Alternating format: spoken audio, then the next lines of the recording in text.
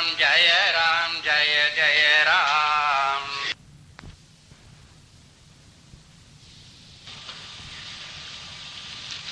कर्मण्येवाधिकारस्ते मा फलेषु कदाचन मा कर्मफलहेतुर्भूः मा ते संगोऽस्तु कर्मणि योगस्था कुरु कर्माणि संगं त्यक्त्वा धनञ्जय सिद्ध-सिद्धयो समो भूत्वा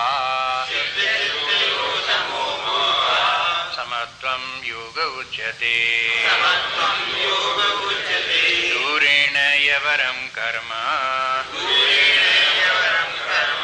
बुद्धियोगात् धनञ्जय बुद्धौ शरणमन्विच्छ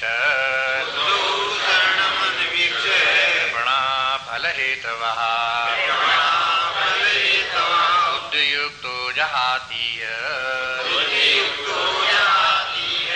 वेषु कृतदुष्कृते तस्मात् योगाय युज्यस्व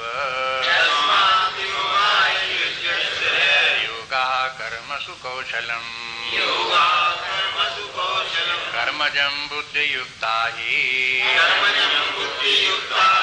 फलं त्यक्त्वा मनीषिणः जन्मबन्ध विनिर्मुक्ता पदं गच्छन्ति अनामयम् यदा ते मोहकलिलं बुद्धिर्व्यतितरिष्यति तदा गन्तासि निर्वेदम् श्रोतव्यस्य श्रुतस्य च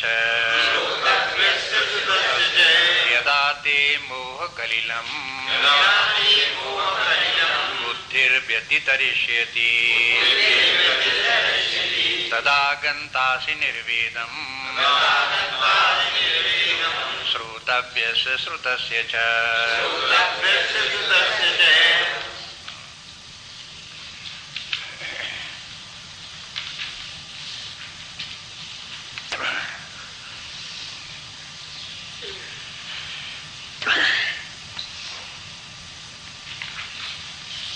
निष्काम कर्मयोग की बात एक बार हो गई।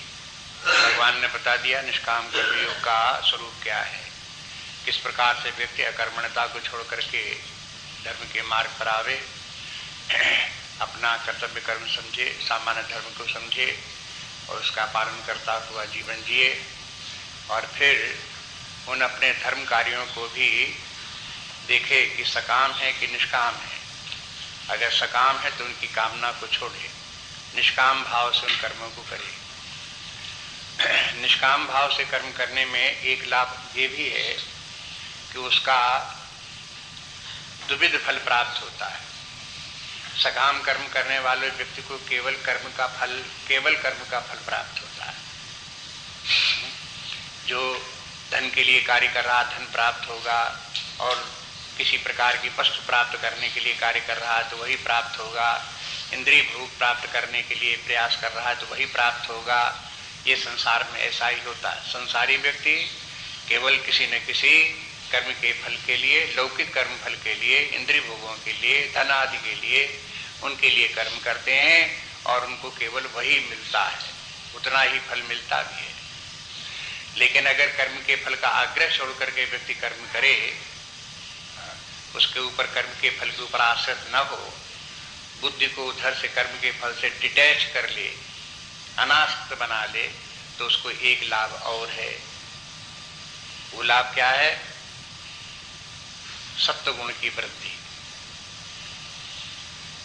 सत्वगुण की वृद्धि कैसे होगी? उसका जो है वो नई वासनाएं, जो रजोगुणी वासनाएं नई बनती रहती कामना के कारण से, वो उसकी नहीं बनेगी। जब रजोगुणी वासना नहीं बनेगी तो तमोगुणी वासना तो वैसे ही उसकी छूट गई है। धर्म का कार्य कर रहा था तभी से, अब धर्म का कार्य करते हुए जो कामना से आसक्त होकर के कर्म करता था, वो रजोगुणी वासनाएं उससे बनती थी। अब रजोगुणी वासना उसकी नहीं बनेगी तो ये नियम है 14वें अध्याय में देखेंगे कि जहां तमोगुण रजोगुण घटा तो सत्वगुण बढ़ा, अगर सत्वगुण रजोगुण घटा तो तमोगुण बढ़ा, ये नियम है। इसलिए जहां तमोगुण रजोगुण घटा तो सत्वगुण बढ़ा। तो ये सत्वगुण का बढ़ना ये जो है उसका उसी कर्म का एक दूसरा फल है।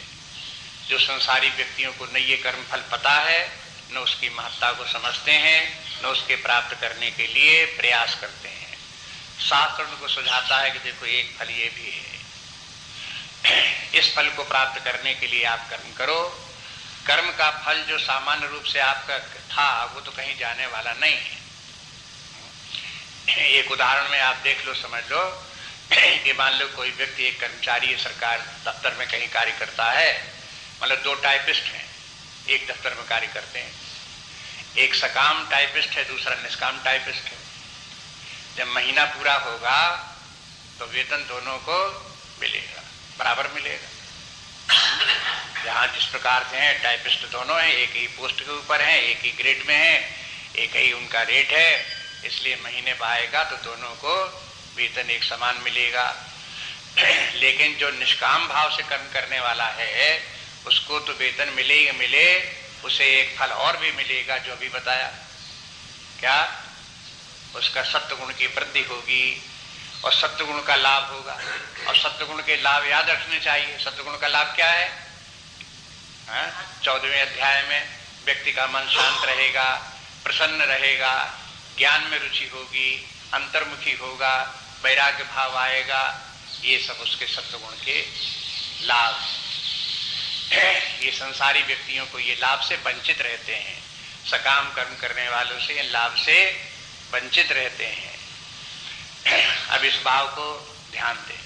अब देखो इसीलिए ये बुद्धि योग है। बुद्धि योग में अगर बुद्धि नहीं लगाएंगे तो ये सब बात समझ में नहीं आएगी, आपको इसकी महत्ता नहीं समझ में आएगी। शास्त्र तो ये कहता है कि देखो ये जो लाभ हमने आपको बताया सत्वगुण का, ये बहुत बड़ा लाभ है। इसके सामने जो कर्म के फल हैं वो यबरह कर्म, पीछे एक श्लोक में आ गया कि दूरेण यबरम कर्म बुद्ध योगा धनंजय, सकाम भाव से कर्म करने पर आपने बहुत संपत्ति प्राप्त कर ली तो भी वो तुच्छ लाभ है। क्यों तुच्छ लाभ है? अब देखो एक बार जो बात समझ लो उसको बराबर अप्लाई करते रहो।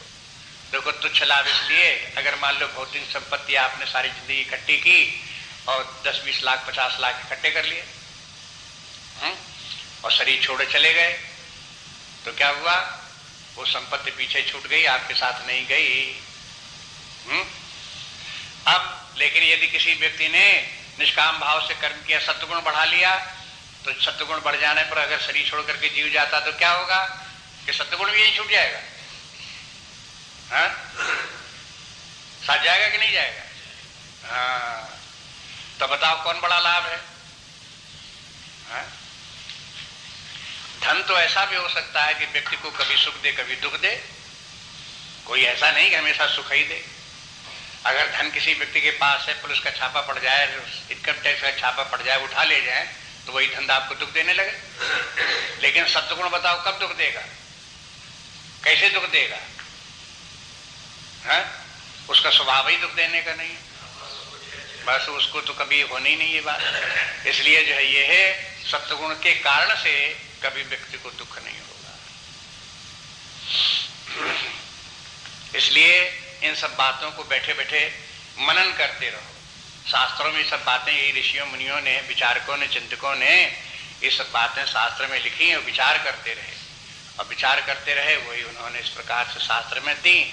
अब हमारा काम है कि उनका मनन करें, समझें उन बातों को, क्या उनमें तात्पर्य क्या है और ये हमारे जीवन के लिए उपयोगी कैसे हैं। फिर बार बार ध्यान रखें, स्वामी जी का जो है बार बार कथन क्या है, अध्यात्म विद्या क्या है? आर्ट ऑफ मैन मेकिंग है, आर्ट ऑफ लिविंग है।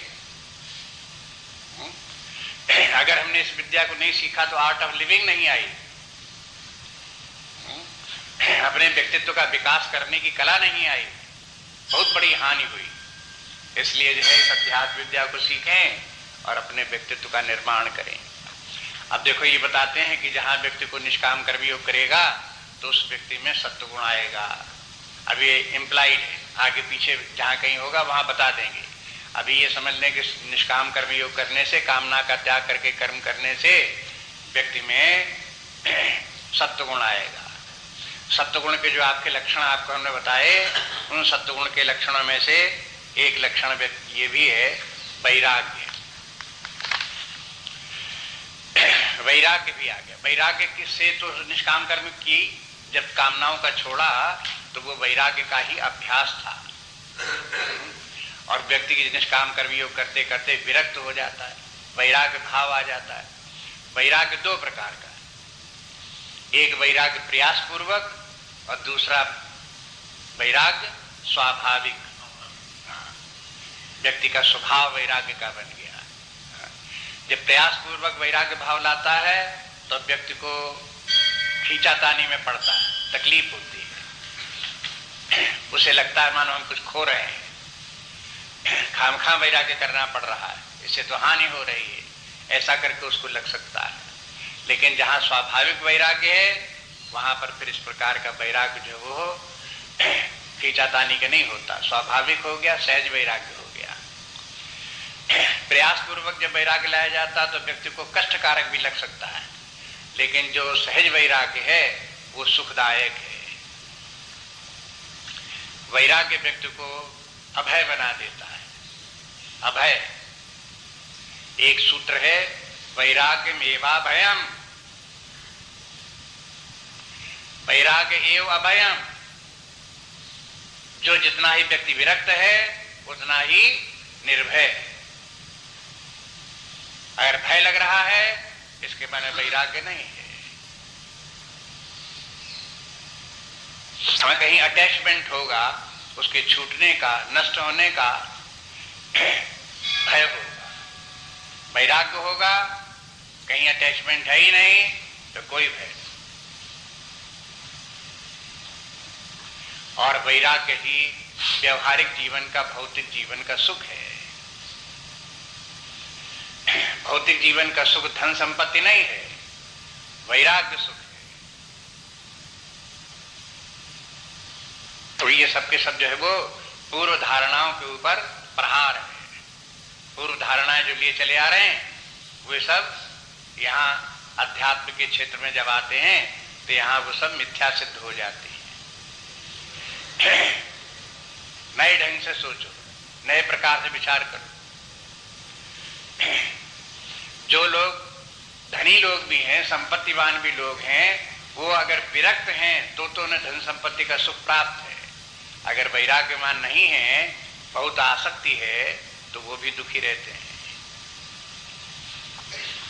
और कहीं किसी व्यक्ति ने कुछ दान दे दिया, कहीं घिर करके प्रेशर में किसी प्रकार से, मान लो कई लोग दान दे रहे हैं तो कहा कि अच्छा आप भी कुछ दीजिए, तो अब दबाव में आकर के उन्होंने भी कुछ दे दिया।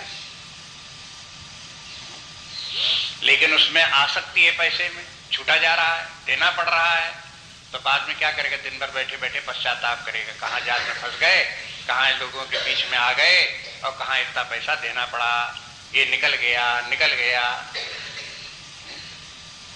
दुखी होता रहे। ज्यादा पैसा निकल जाए दान में तो कौन महीनों रोता रहे, हाँ? कैसे ये निकल गया, अब क्या करें, चला गया। तो अब ये वैराग्य की कमी के कारण से दान जैसे महत् कार्य में जो कि आनंद देने वाला है वो भी अविरक्त व्यक्ति को, आसक्तपूर्ण व्यक्ति को दुख देने लगता है। इसलिए वैराग्य जो है आप देखें, किसी प्रकार से प्रयोग करके देखें जीवन में। एक वैराग्य की कल्पना करें कि हमें राग नहीं है, वैराग्य है, अटैचमेंट है नहीं, डिटैच्ड माइंड है। और फिर देखो कि आपको कैसा लगता है। और फिर एक स्थिति में ये देखो कि आसक्ति का स्मरण करो। मान लो आसक्ति है तो फिर कैसा लगता है आपको? तुरंत ही आपके अपने भीतर भाव बदल जाएंगे। इसलिए आप भगवान कहते हैं कि देखो ये है निष्काम कर्मयोग करते करते वो निर्वेद प्राप्त हो जाता है। ये श्लोकार्थ देखे जो 52वां श्लोक आए अब यहाँ पर, ये कहते हैं कि यदा ते मोह कलिलम, जब तुम्हारी मोह कलिल से बुद्धि व्यतितरिष्यति, तुम्हारी बुद्धि तर जाएगी, पार निकल जाएगी, तदा गंता से निर्वेदम, तब तुम निर्वेद को प्राप्त हो जाओगे। श्रोतव्य से श्रुतस्य च, श्रुतस्य जो कुछ तुमने सुना है उससे, और श्रोतव्य माने जो सुनने वाले हो, आगे सुनने में आएगा, उससे सबसे आपका सबसे निर्वेद हो जाएगा। इसमें निर्वेद शब्द व्यवहार में आने वाला नहीं है, संस्कृत का एक शब्द है, साहित्य में भी प्रयोग में आता है। हिंदी साहित्य के जिन्होंने अध्ययन किया होगा वो जानते हैं निर्वेद जो है वो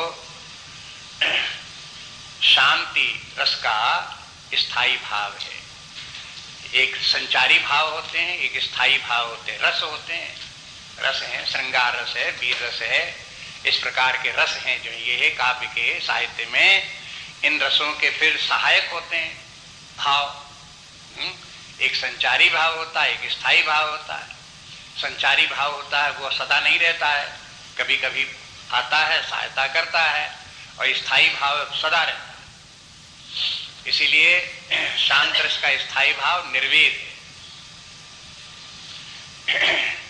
निर्वेद के माने वैराग्य। निर्वेद का अर्थ है वैराग्य, डिटैचमेंट, अनासक्ति। जो व्यक्ति जितना ही निर्वेद होगा, माने साहित्य भी कहता है, कोई यही थोड़ी गीता ही वाली बात हो, जो साहित्य, ये तो हम आपको साहित्य के रसों की बात, साहित्य की बात बता रहे हैं। वहां पर साहित्य में 9 रस जो साहित्य में है, उन 9 रसों में से एक शांति रस है, और शांत रस का स्थायी भाव निर्वेद है। निर्वेद के माने वैराग्य है। अगर शांत रस का आनंद लेना चाहते हो तो निर्वेद रहना पड़ेगा।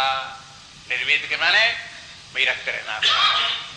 कोई विरक्त न रहे और शांति हो तो हो नहीं सकती। जहां निर्वेद के स्थान पर व्यक्ति में आसक्ति आ गई, अटैचमेंट हो गया, तो बस उसकी शांति भंग हो गई। स्थायी भाव ही जब उसका चला गया तो कहां शांति रहने वाली।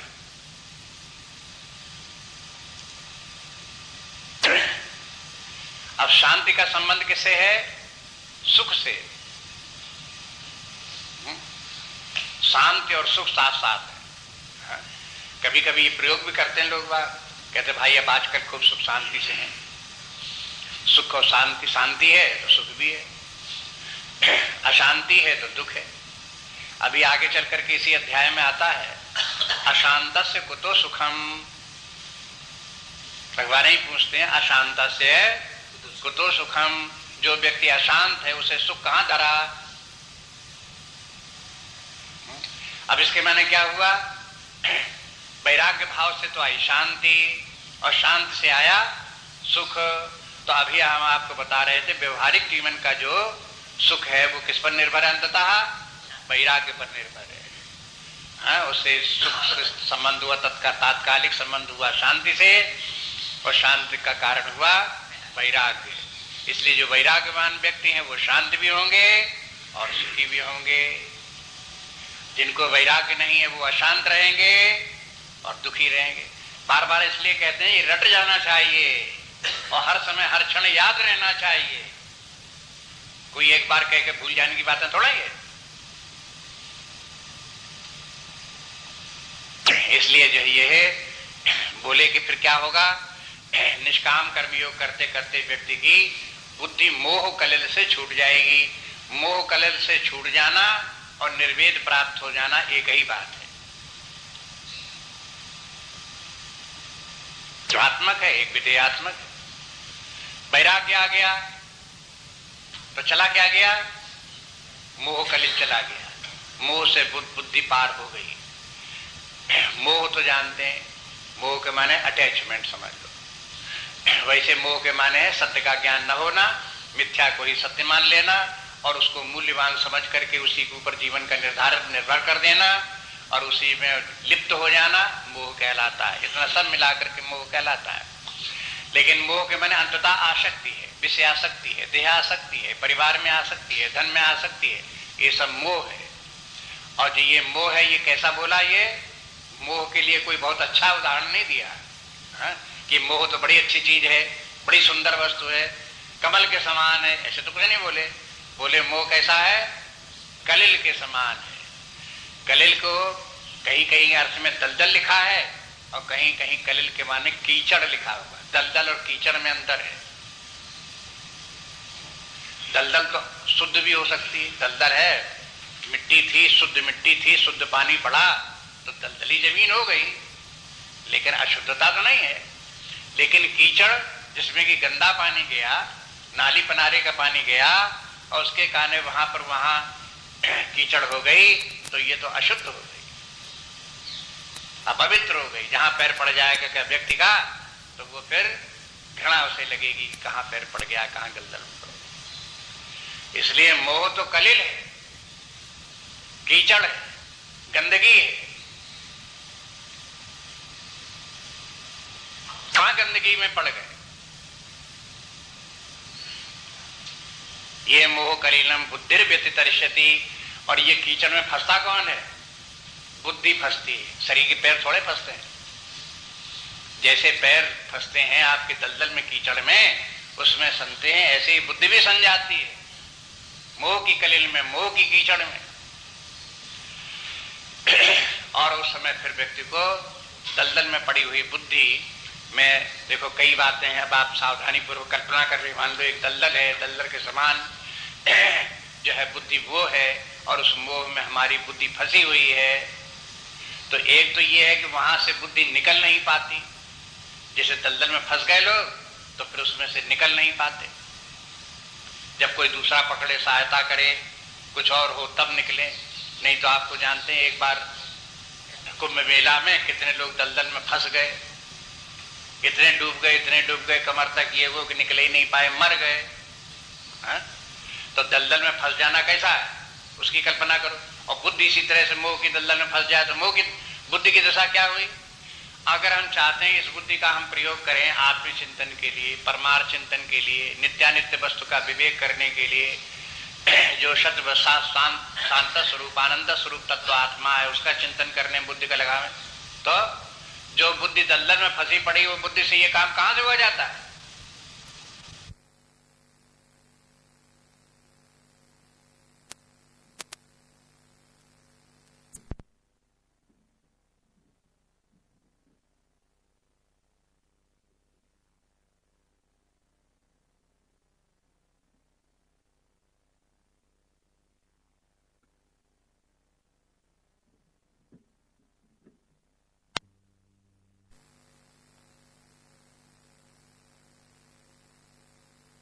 और दूसरी बात ये कि मोह में पड़ी हुई बुद्धि दुखी होती रहती है। ऐसा नहीं कि मोह में पड़े हुए तो बड़े सुख में, चलो यही अच्छा है, वहां दुख भी बहुत है।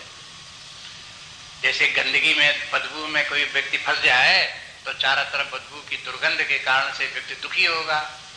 ऐसे अगर कोई मोह की में बुद्धि फंस गई तो उसकी दुर्गंध से भी व्यक्ति की बुद्धि पीड़ित होगी, दुखी होगी। इसलिए यह देखो मोह से छोड़ने के लिए, छुड़ाने के लिए भगवान ने थोड़ा कठोर शब्द का प्रयोग कर दिया। मोह को कलिल कह करके सावधान कर दिया कि भाई इस मोह को कोई अच्छा मत मान बैठना। लेकिन संसारी लोगों को क्या दिखाई देता है कि मोह बहुत अच्छी चीज है? आपस में देखो कितना प्रेम है, कितना सब एक दूसरे का ध्यान रखते हैं। अरे ठीक है, एक दूसरे का ध्यान रखो, सहयोग रखो, वो तो अलग बात है, उसके लिए शास्त्र मना नहीं करते।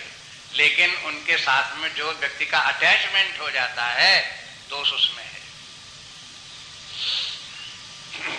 आसक्ति के कारण व्यक्ति अपनी बुद्धि को परमार्थ के कार्य में या किसी अधिक उच्च लक्ष्य के लिए उपलब्ध नहीं पाता है। बुद्धि उसकी नष्ट हो गई, जहां जाकर के फंस गई, जाकर के ये कार्य जो है उत्तम नहीं है, अच्छा नहीं है। ये तो व्यक्ति को समझ में आना चाहिए। अगर कहीं लोगों में करुणा भाव है, दया भाव है, क्षमा भाव है, ये भाव है तो कि व्यक्ति को किसी को बांधते नहीं है, ये जैसे मोह बांधने वाला है। इसलिए आप सबसे प्रेम रखो, दया भाव रखो, क्षमा भाव रखो, करुणा रखो, सहयोग रखो, शांति सबके साथ रखो। ये कोई बंधन का कारण नहीं है। बंधन तब है जब वहां अटैचमेंट हो गया, जहां मोह का रूप उसने धारण कर लिया वैसे ही वो बंधन बन गया। और बंधन बन जाने के माने अब आप चाहो तो इस जीवन में कोई लौकिक कोई महान कार्य करना चाहो, कोई अध्ययन करना चाहो, विचार करना चाहो, कवि बनना चाहो, लेखक बनना चाहो, साहित्यकार बनना चाहो, कोई संगीतकार बनना चाहो, कोई इस प्रकार का कार्य लोक में करना चाहो, या परमार्थ का कोई कार्य करना चाहो, आत्मज्ञान परमार्थ चाहो, तो इस प्रकार का कोई कार्य मोह में पड़े हुए व्यक्ति से नहीं होता। संगीतकारों में से एक बात याद आई, एक संगीतकार था, वो अपने संगीत का उसने सीखा अपने गुरु से और उसका अपने रियाज करता रहता था, अभ्यास करता रहता था।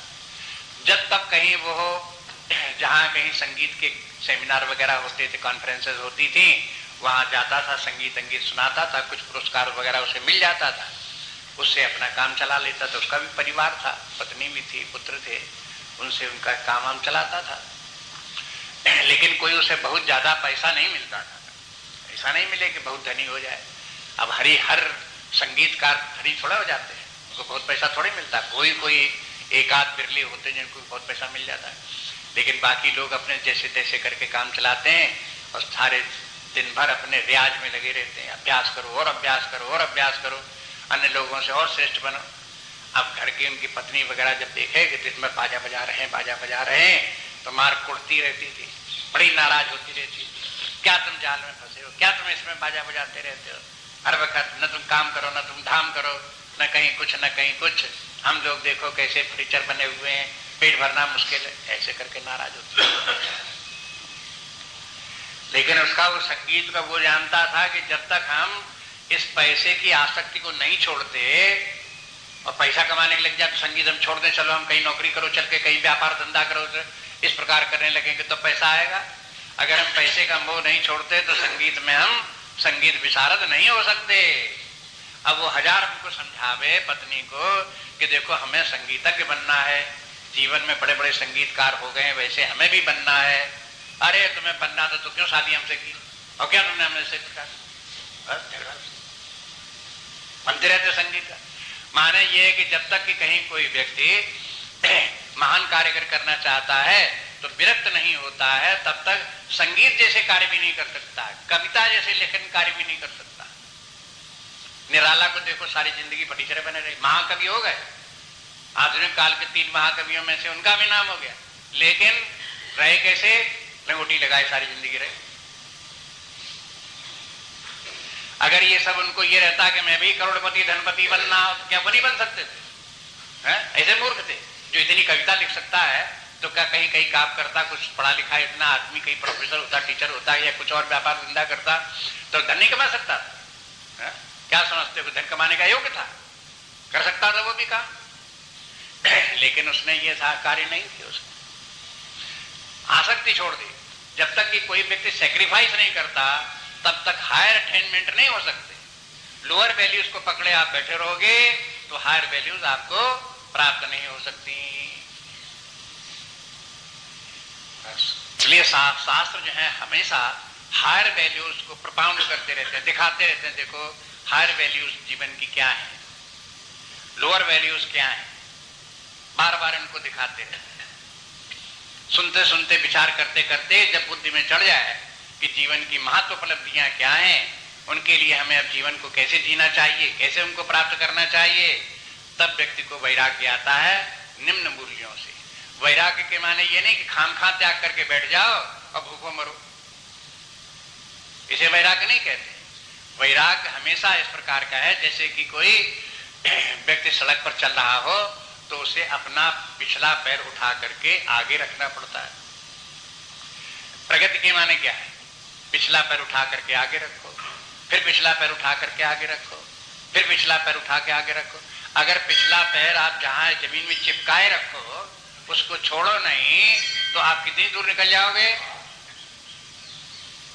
कितनी यात्रा तय कर लोगे।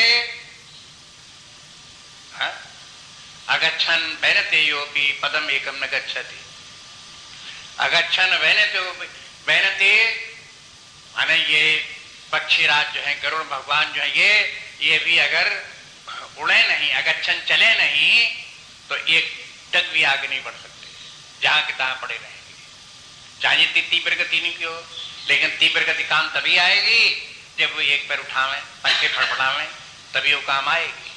जिसके पैर जमीन में चपका है, जहां के चपका यही चपका रह गया, बस वहीं के वहीं रह गए, उसके आगे कहीं जा नहीं सकते। एक हो गए हैं कवि हरिऔध।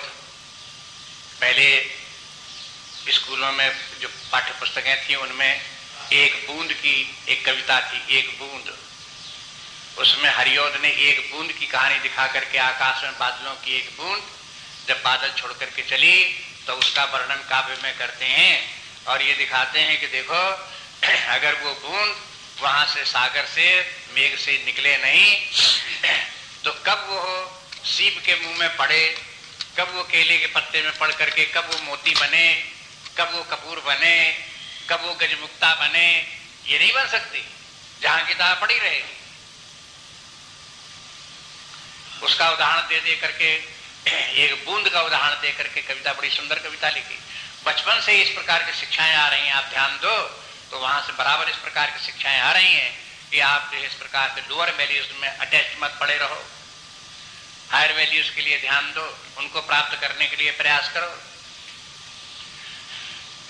इसी का नाम डिटैचमेंट है। तो ये कहते हैं जब मोह की दलदल से आपकी बुद्धि निकलेगी तब आएगा वैराग्य। अगर मोह की दलदल में बुद्धि पड़ी रही तो वैराग्य कहां रखा हुआ? अब वैराग्य नहीं है तो फिर आपको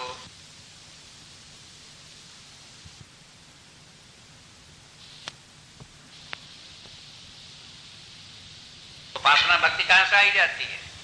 वो तो प्रवेश द्वार है वैराग्य। इसके माने जब आप अपने धर्म का पालन की कामना छोड़ करके करेंगे तो इसका फल क्या होगा? वैराग्य है। यही वैराग्य आपको परमार्थ को प्राप्त कराएगा। इसलिए तथागता से निर्वेदम, तब निर्वेद को प्राप्त हो जाओगे। अब किससे हो जाएगा निर्वेद? किससे होना है? श्रोतव्य से, श्रुत से जय।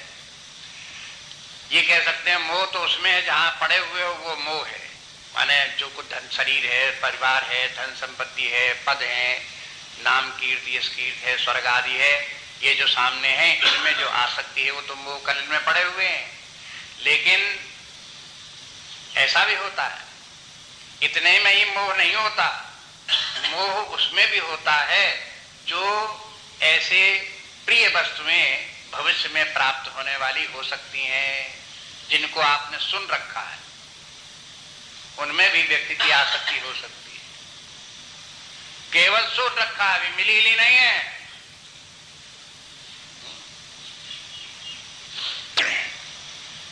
एक व्यक्ति को मालूम हुआ कि कारें एक से एक बढ़िया आ रही हैं, अखबार में पढ़ा, लोगों से सुना, बताया कि सबसे अच्छी गाड़ी आजकल कौन सी आती है, कार कौन सी आती है?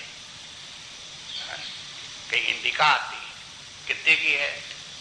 8.5 लाख रुपए की। वाह, अब पैसा इकट्ठा करो, 8.5 लाख रुपए, अब वही गाड़ी लेंगे, पुरानी गाड़ी बेच देंगे। अब बताओ, जो अभी गाड़ी इंडिका नाम मात्र सुना है उसको प्राप्त करने का विचार बुद्धि में आने लगा, ये क्या है? जो सुन रखा है उसमें आसक्ति हो गई कि उसे हमें प्राप्त करना है। ये हुआ श्रोतव्य, ये हुआ श्रोतस्य, सुने हुए का, उसमें अटैचमेंट। और एक ये भी अटैचमेंट होता है श्रोतव्य, आज नहीं सुना तो कल सुने पड़े, और कल नहीं सुना तो 10-5 दिन के बाद, महीने 2 महीने, साल 10 साल के बाद फिर सुनने में आवे। ये एक ऐसी वस्तु भी है तो उसकी कामना हो गई। तो इस प्रकार के देखो कहां तक ये अपना जो है बुद्धि का जाल फैला हुआ है। वर्तमान काल की वस्तुओं में अटैचमेंट, जो वस्तुएं आपने सुन रखी हैं भूतकाल में और अभी प्राप्त नहीं हुई उनमें भी अटैचमेंट, और जो वस्तुएं अभी सुनी भी नहीं है आगे कभी सुनेंगे उनमें ये अटैचमेंट होगा। कहते हैं, भगवान का कहने का तात्पर्य ये है, इन सबसे अटैचमेंट छूटना चाहिए।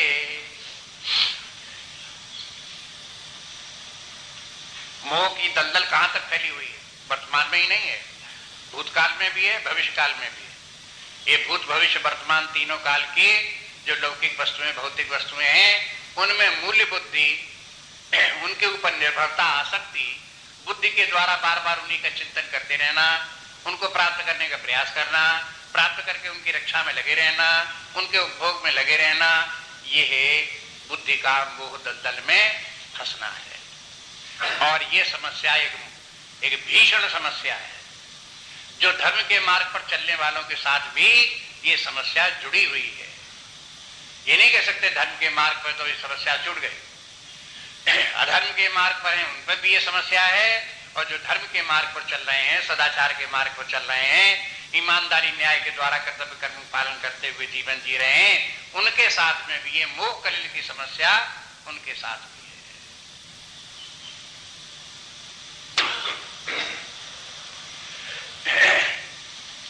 कभी कभी लोग बात कहते हैं कि मुझे अधर्म के मार्ग चलने वाले अन्यायी लोगों से बड़ी घृणा है, अन्यायी लोगों को देख करके हमारा खून खौलता है। लेकिन ये नहीं देखते कि ये सब न्याय अन्याय जितना भी सब जो है, ये सब लौकिक है, भौतिक है, और ये सब माया में है। सत वस्तु तो कुछ और ही है। जो लोग, उनके लिए आप क्या कहते हो, जो असत में ही रमण कर रहे हैं, असत में के चक्कर में फंसे हुए हैं, माया जाल में ही, मोह जाल में और माया जाल में नाक तक डूबे हुए हैं, उन्हें सत्य दिखाई नहीं देता है, ऐसे लोगों का आपका खून नहीं खोलता देख करके कि जीवन नाश कर रहे हैं। बहुत बार लोगों को शुभाशुभ में बड़ी आसक्ति हो जाती है। ये शुभ है, ये अशुभ है, ये भला है, ये बुरा है, ये अच्छा है, ये बुरा है, अच्छा बुरा, अच्छा बुरा, बस इसी में बुद्धि अटकी रहती है। जब तक कि सुकृत दुष्कृत दोनों को न छोड़े, जब तक शुभाशुभ दोनों को न छोड़े, तब तक जो परमार्थ है उसकी तरफ ध्यान नहीं जाता, इस लोक में ही लगे रहते हैं। ये सब का सब जो है, ये निष्काम कर्मयोग व्यक्ति को विरक्त करके, लौकिक जितने भी पाप पुण्य उन सबसे विरक्त करके, जितने शुभाशुभ सबसे विरक्त करके, भले बुरे से सबसे विरक्त करके परमार्थ की तरफ ध्यान दिलाता है। आत्म तत्व जो है, परमात्म तत्व जो नित्य वस्तु है, शाश्वत है, शांत स्वरूप है, आनंद स्वरूप है, उस तरफ ध्यान दिलाता है। कहते उसको प्राप्त करने का प्रयास करो, जीवन का वही लक्ष्य है। इसलिए अब आगे देखो, अगले श्लोक में जो है ये जो प्रसंग चल रहा था, इसका समापन अगले श्लोक में होता है। श्रुति विप्रतिपन्ना ते यदा स्थास्यति निश्चला समाधावचला बुद्धि तदा योगम अवाप्स्यसि। श्रुति विप्रतिपन्ना ते यदा स्थास्यति निश्चला समाधावचला बुद्धि तदा योगम अवाप्स्यसि।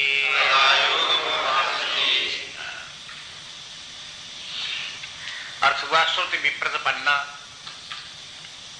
ते यदा, सुन सुन करके जब तुम्हारी बुद्धि विप्रतिपन्न हो गई है, प्रतिपन्न माने चंचल हो उठी, शुद्ध है व्यक्ति बुद्धि, वो जब ऐसी तुम्हारी बुद्धि निश्चला स्थास्यति, निश्चल होकर के स्थापित हो जाएगी, और अचला अचल होकर के स्थापित हो जाएगी। ते बुद्धि, पहली पंक्ति में ते और दूसरी पंक्ति में बुद्धि। ते बुद्धि माने तुम्हारी बुद्धि, और उसका प्रोज ऑर्डर करने के लिए ते को बुद्धि के साथ जोड़ो।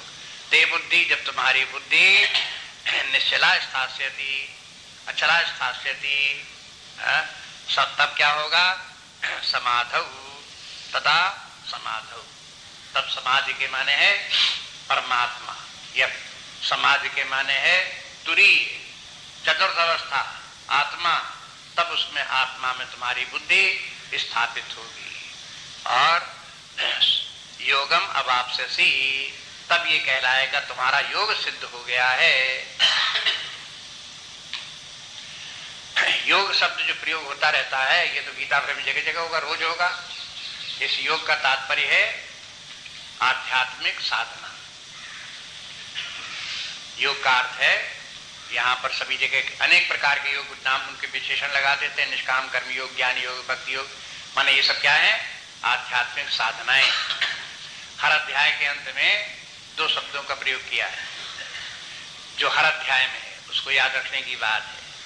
ओम तत्सदिति श्रीमद् भगवद गीतासु उपनिषत्सु, उसके बाद 2 शब्द आते हैं, ब्रह्म विद्यायाम योग शास्त्र। ब्रह्म विद्या के माने क्या है? गीता शास्त्र जो थ्योरी है वेदांत की, अध्यात्म विद्या की, वो ब्रह्म विद्या है। विद्या माने ज्ञान है, सिद्धांत है। और ब्रह्म विद्यायाम योग शास्त्रे, और योग शास्त्र क्या है? योग शास्त्र के माने साधना शास्त्र। शास्त्र में ये बताता है कि हमें साधना कैसे करनी चाहिए और अपने आध्यात्मिक विकास के जो है अगली सीढ़ी पर हमें कैसे चढ़ना चाहिए, किस साधना के द्वारा हमको क्या उपलब्धियां होंगी, ये सब जानना चाहिए और वही साधना करनी चाहिए। ब्रह्म विद्या तो जानने की वस्तु है और योग करने की वस्तु है। योग करेंगे नहीं तो योग का फल प्राप्त नहीं होगा। निष्काम कर्म है, आपने जान लिया निष्काम कर्म ऐसा होता, लेकिन करते नहीं है तो निष्काम कर्म का फल प्राप्त नहीं होगा। आपको जैसे विकास, आध्यात्मिक विकास होना चाहिए, अगली ऊंचाई पे सीढ़ी पर पहुंच जाना चाहिए, वो आपको पहुंचते हुए नहीं दिखाई देंगे। जहां के तहां आप उपलब्ध रहेंगे, जहां के तहां स्थित रहेंगे। इसलिए भगवान यह बताते हैं कि यह जब निष्काम कर्म योग करोगे तो उसके करते करते पिछले श्लोक से इसको जोड़ करके देखो, धीरे धीरे करके तुम्हारे मोह कल से बुद्धि छूट जाएगी, निर्वेद को प्राप्त हो जाएगी और तब तुम्हारी बुद्धि आत्मा में स्थित हो जाएगी, आत्मज्ञान तुम्हें प्राप्त हो जाए। समाधि कहकर के यहाँ बता दिया कि तुम्हारी बुद्धि आत्मज्ञान में, परमात्म ज्ञान में तुम्हारी बुद्धि स्थित होने योग्य हो जाएगी और इसी का नाम है योगम अवाप्स्यसि। तुम्हारा योग का जो फल प्राप्त होना चाहिए था वो इस प्रकार से प्राप्त होगा।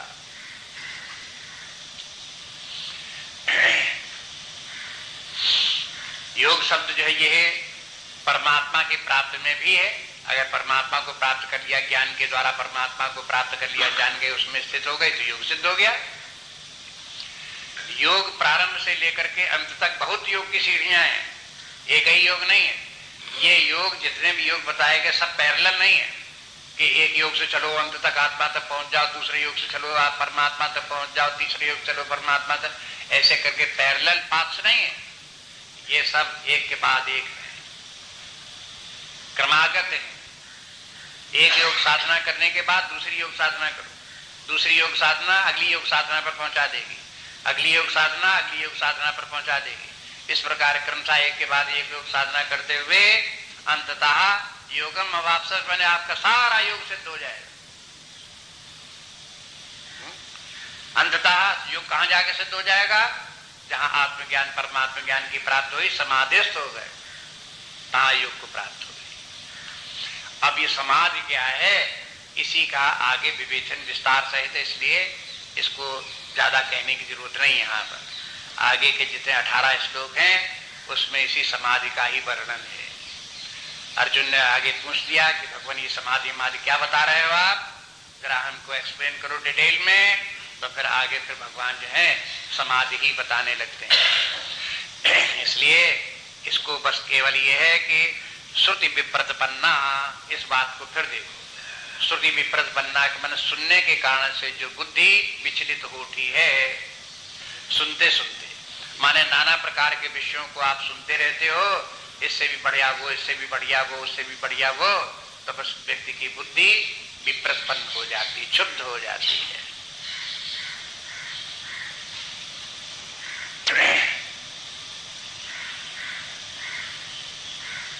कभी हो गए हैं जायसी, आप जानते हो, पद्मावत नाम का उन्होंने एक महाकाव्य लिख दिया, ये भी आप जानते हो। आप ये जानते हो राजा रतन सेन थे, ये भी आप जानते हो। पद्मिनी थी, ये भी आप जानते हो।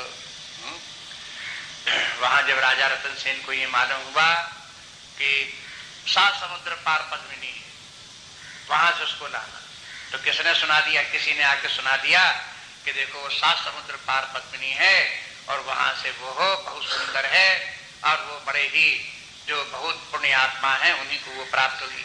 यद्यपि वो कथा तो आध्यात्मिक है, वो उस प्रकार की है जहां पर कि प्रतीकात्मक है। लेकिन लौकिक दृष्टि अगर देखो तो जब उसने सुना कि 7 समुद्र पार है तो सुन करके ही उसकी बुद्धि विचलित होगी, चंचल उठी, कैसे वो प्राप्त हो, कैसे वो प्राप्त हो। बस अब ये सब कथा आप जानते हो, इसलिए संक्षेप में उदाहरण बता दिया आपको कि बुद्धि जब अप्राप्त वस्तु की महिमा सुनता है कि बहुत मूल्यवान है, बहुत कीमती है, बहुत सुंदर है, बहुत उपयोगी है, बहुत सुखद है, तो क्या होता है, बुद्धि उसको प्राप्त करने के लिए व्याकुल उठती है। इसे कहते हैं श्रुति विप्रतिपन्ना। बुद्धि सुन करके, उस वस्तु को सुन करके उसको प्राप्त करने के लिए व्याकुलता आ गई, चंचलता आ गई। दूसरा अर्थ देखो, आप जो है अगर अध्यात्म विद्या के ग्रंथ पढ़ने लगो तो आप देखोगे, आप वेद को कहते हैं श्रुति। अब एक तो श्रुति का अर्थ सुना हुआ, लौकिक अर्थ में सुना हुआ, और एक श्रुति का अर्थ है अपने वेदों को सुना। ये भी श्रुतियां हैं, उनको भी सुनो। वेदों में भी एक नहीं सैकड़ों तरह की बातें लिखी हुई हैं, सैकड़ों तरह की बातें लिखी, सैकड़ों तरह की बातें संसार में जैसी ऐसी बातें लोग बात कहते हैं। कहीं कहते हैं कि पुत्र की कामना करो, कहीं कहते हैं स्वर्ग की कामना करो, कहीं कहते हैं ये यज्ञ करो, कहीं कहते वो यज्ञ करो, कहीं कहते दान करो, कहीं कहते हैं तपस्या करो, कहीं कहते कुछ करो। माने वेदों ने सैकड़ों प्रकार की, कितनी प्रकार की बातें लिखी, क्या क्या प्राप्त करने के लिए बताया गया, और कहाँ कहाँ फिर वैराग्य भी, आत्मा भी, परमात्मा भी, ये सब बताया गया। परिणाम क्या हुआ कि अनेक आचार्य हुए, और उन आचार्यों ने उन वेदों को पढ़ा, और उन आचार्यों ने फिर उनको समझाने की कोशिश की, ग्रंथ लिखना शुरू किए। किसी ने ग्रंथ लिखा तो द्वैताद्वैतवाद लिख दिया, किसी ने लिखा तो शुद्धाद्वैतवाद लिख दिया, किसी ने लिखा तो विशिष्टाद्वैतवाद लिख दिया, किसी ने लिखा तो अद्वैतवाद लिख दिया। अरे भेदाभेदवाद, द्वैताद्वैतवाद, ये सब क्या है, सब भेद ही है।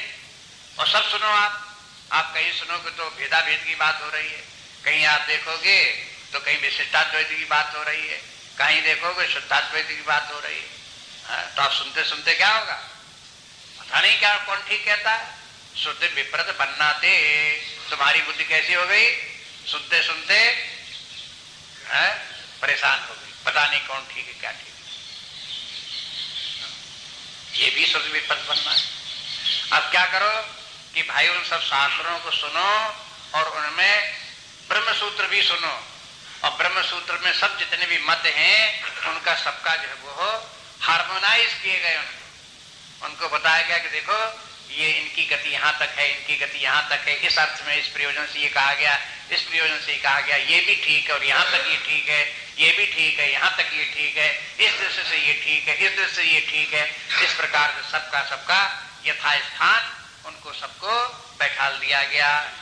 तो अब सुनते सुनते क्या हुआ, अब जब आपने विचार भी किया उसके साथ सुनने के बाद में, तब बुद्धि कैसी हो गई, अचला निश्चला, कि बात तो सब ठीक है, मध्वाचार्य भी ठीक है,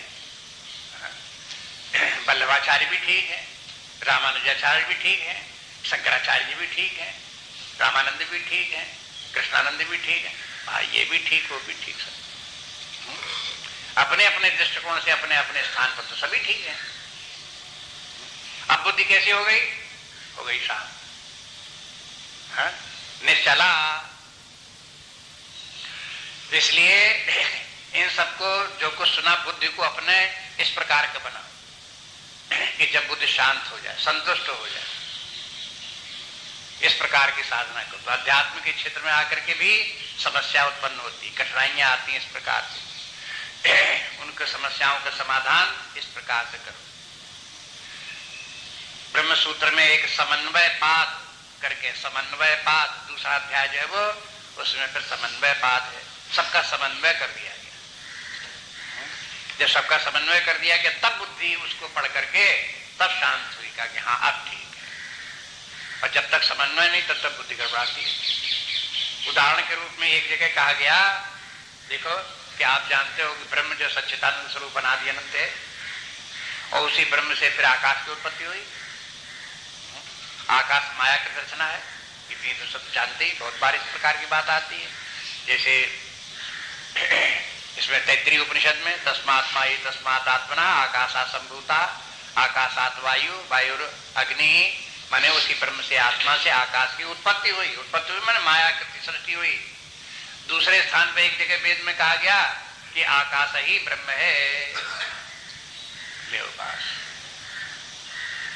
बुद्धि कैसी हो गई कि पता नहीं कौन ठीक है, ये ठीक है कि वो ठीक है। कुछ लोगों का ये तो बड़ी अच्छी बात है, आकाश तो सब आसपास है ही है, अनुभव में आ रहा, न दिखाई दे तो भी अनुभव में तो आ ही रहा कि आकाश है। आकाश में सूर्य नक्षत्र पृथ्वी सब आकाश ही में है, बस ये आकाश ही परमात्मा है, ब्रह्म है, ये तो शास्त्र प्रमाण है।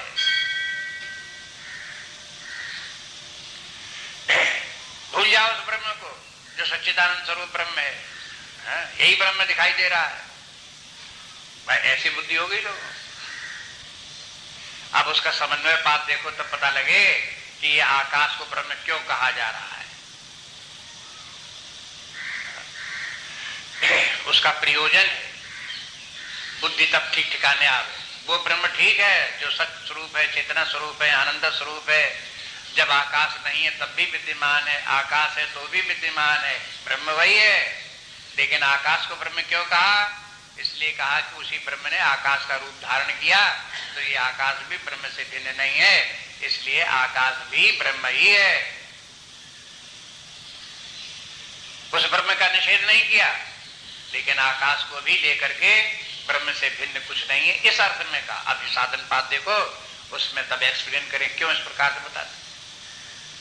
इसलिए ये जो ये बोले कि श्रुति विप्रतिपन्ना, सुन सुन करके, चाहे लौकिक बातें सुन सुन करके, संसार के विषय भोगों को, स्वर्ग आदि को सुन करके, स्वर्ग को भी सुनते हैं, लौकिक वस्तु में स्वर्ग भी आता है। श्रुति विप्रतिपन्ना, जब स्वर्ग सुना, अरे साहब स्वर्ग का क्या ठाट है, वहां तो जो कामना करो तुरंत प्राप्त हो जाती है। वहां पर तो जैसे पृथ्वी के ऊपर अगर जन्म लेना पड़ता है तो पहले छोटे से शिशु हैं, फिर बड़े बड़े बालक हुए, और फिर पढ़ो लिखो दौड़ो धूपो ये सब करो, तब युवा काल आता है बहुत दिनों के बाद में। लेकिन स्वर्ग में ऐसे नहीं होता, वहां स्वर्ग में गए नहीं, बस युवा पहली दिन से है? और जब तक स्वर्ग में रहेंगे और स्वर्ग से जब चलने लगेंगे, तब ऐसा नहीं कि स्वर्ग में रहते थे बुढ़े हो गए जैसे यहाँ हो जाते हैं। ऐसे स्वर्ग में कोई बुढ़ा नहीं होता वहां पर, जिसे कमर झुक जाए और आंखों में न दिखाई दे, कानों में न सुनाई दे, ऐसे वहां कोई नहीं होता। वहां से सब युवा काल में ही उनका जहां परिचय हो गया, उसी प्रकार से युवा होकर के चल दिए। आहा कितना अच्छा स्वर्ग है, न वहां वृद्धावस्था है, न वहां बाल्यावस्था की वो परेशानियां हैं, माता पिता मारते हैं, गुरु डांटता है, ये सब कुछ नहीं करना पड़ता है। स्वर्ग में युवा काल में रहो, और वहां युवा काल में भी कोई रोग ही नहीं होता है। यहाँ तो युवा काल में रोगी हो जाता शरीर, स्वर्ग में कोई रोग होता ही नहीं है, सदा स्वस्थ, सदा सुंदर, सदा युवा, सदा शक्तिमान। कैसा बढ़िया स्वर्ग। श्रुति विप्रतिपन्ना, बुद्धि लुब्ध हो गई, स्वर्ग जरूर मिलना चाहिए, कितना अच्छा स्वर्ग है। तो कहते हैं श्रुति विप्रतिपन्ना ते यदा स्थास्यति निश्चलः। ये भी देखो कि स्वर्ग भी लौकिक है, भौतिक है, वो भी पुण्यों का फल मात्र है और कुछ नहीं है। ये सब आप जानती हो।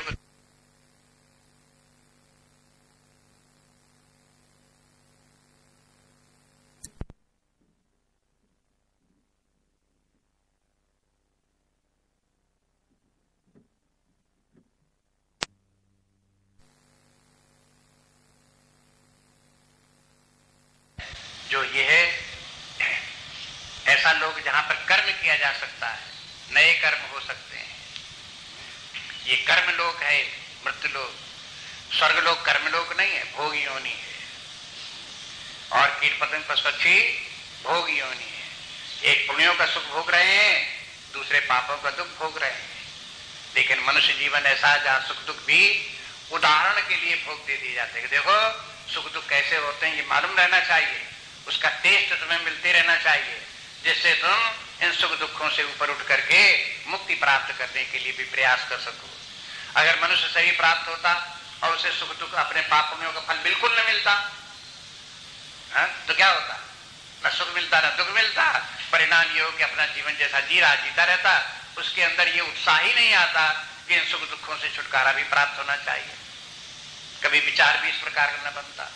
इसलिए मनुष्य लोक में तो व्यक्ति को सुख दुख उनकी जानकारी के लिए कि तुम्हारे साथ में ये पाप पुण्य लगे हुए हैं, उनका फल इस प्रकार का होता है जैसा आप तुम भोग रहे हो।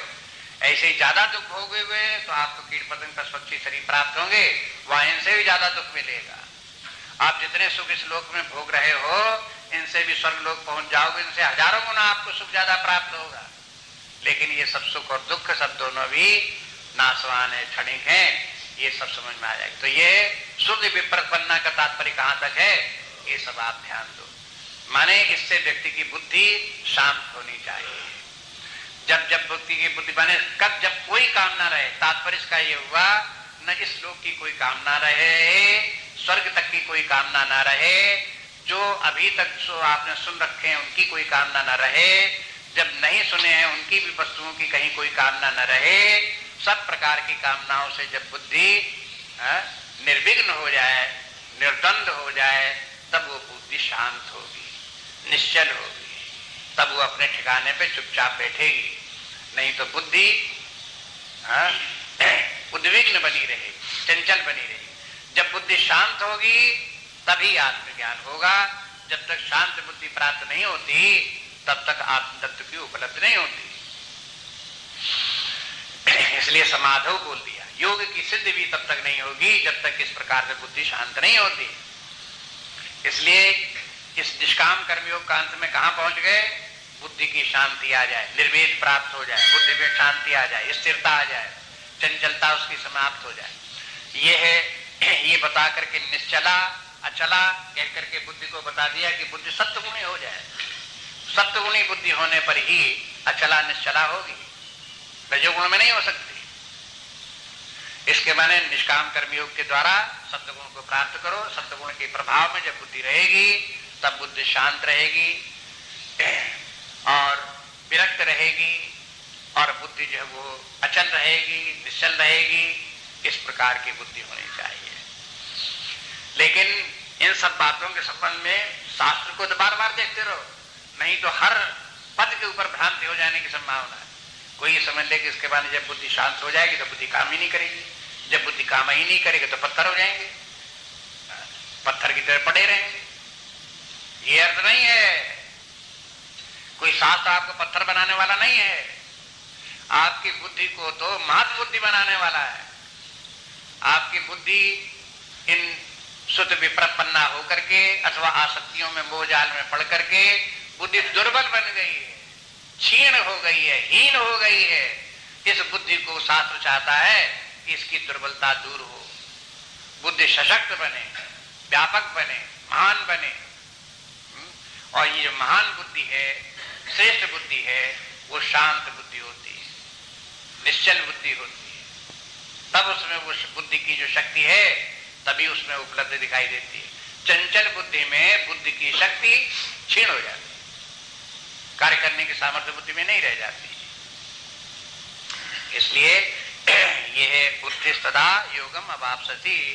तो माने लक्ष्य ये हुआ कि हमारी पहली बात तो ये हुआ कि धर्म का उद्देश्य और निष्काम कर्मयोग उद्देश्य ये है कि तमोगुण रजोगुण दूर हो, सत्वगुण की प्राप्ति हो और सत्वगुण का प्रभाव हमारी बुद्धि में दिखाई दे। हमारी बुद्धि हमेशा अलर्ट, विजिलेंट, शांत, निर्विकार, निर्द्वंद रहे और इसमें कहीं आसक्तियां न हो, कहीं बंधन न हो, कहीं संसार के जाल में कहीं फंसे नहीं। इस प्रकार की बुद्धि बनाना पहला अपना कर्तव्य कर्म है। अपनी पहली आध्यात्मिक साधना, परमार्थ की साधना, अपनी बुद्धि को ऐसा बनाना है। इसके बाद की बात करेंगे, तब ऐसी बुद्धि के द्वारा ही आत्मज्ञान की प्राप्ति होगी। योगम अवाप्स्यति, आत्मज्ञान होगा, परमात्मा ज्ञान होगा।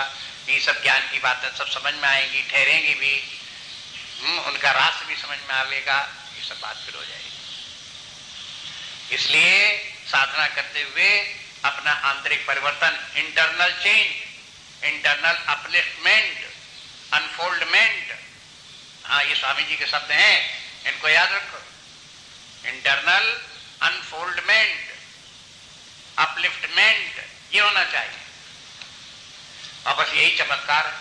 अगर किसी व्यक्ति ने आध्यात्मिक साधना करते हुए ऐसा कर लिया तो वह व्यक्ति चमत्कारी है, वही महान व्यक्ति है, वही सफल व्यक्ति है। बस इसके बाद अब समाधि क्या है, आगे से अर्जुन जो पूछते हैं उसके उत्तर में आप देखेंगे कल से।